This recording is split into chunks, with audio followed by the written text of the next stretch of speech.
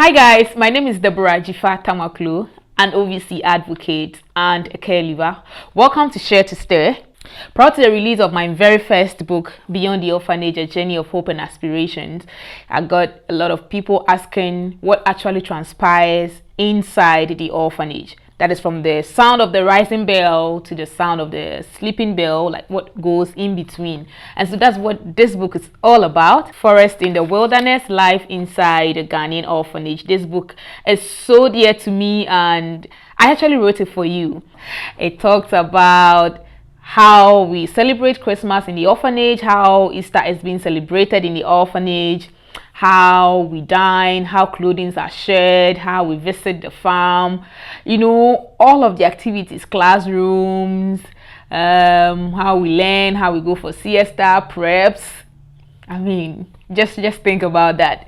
So it's a book that you have to actually get a copy for yourself. And before the video ends, I'm going to tell you where you can get a copy. So I'll just read a section of the book and give you where you can also find one for yourself and the benefits that will actually get to an OVC if you purchase a copy, because a percentage of proceeds from the sales of this book goes into advancing the lives of orphans and vulnerable children.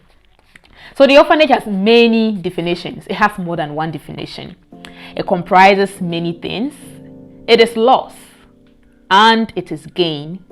It is fear and it is security. It is hurt, but it is resilience. I would define the orphanage as a place of isolation or maybe loneliness. Despite being surrounded by donors, caretakers, and volunteers at all hours of the day, orphanage life can be lonesome.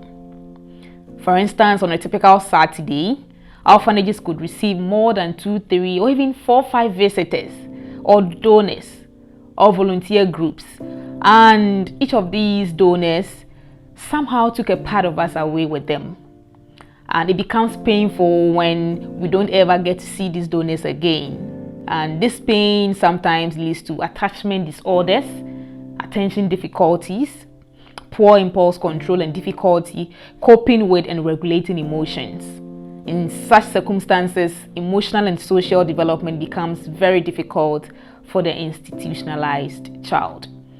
Kids depend on adults for protection and provision, but not every child gets that opportunity. So like other kids, I never had a chance to also grow up with my family for long, and for that matter, family is very, very important to me. Family is essential for every child in the orphanage and even those on the streets.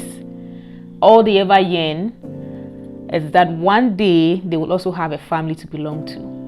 Would you be that family? So this book has so much that can help you be a voice or an advocate for orphans, vulnerable children on the streets, and in bleakest of circumstances. You can actually get a copy on my website, jifa.tamaklu.com, or on Amazon. Grab a copy and let's make impact together.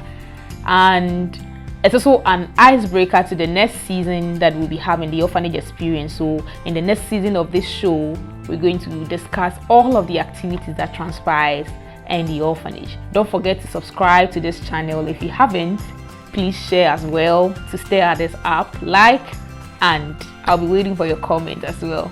Thank you and see you in the next video.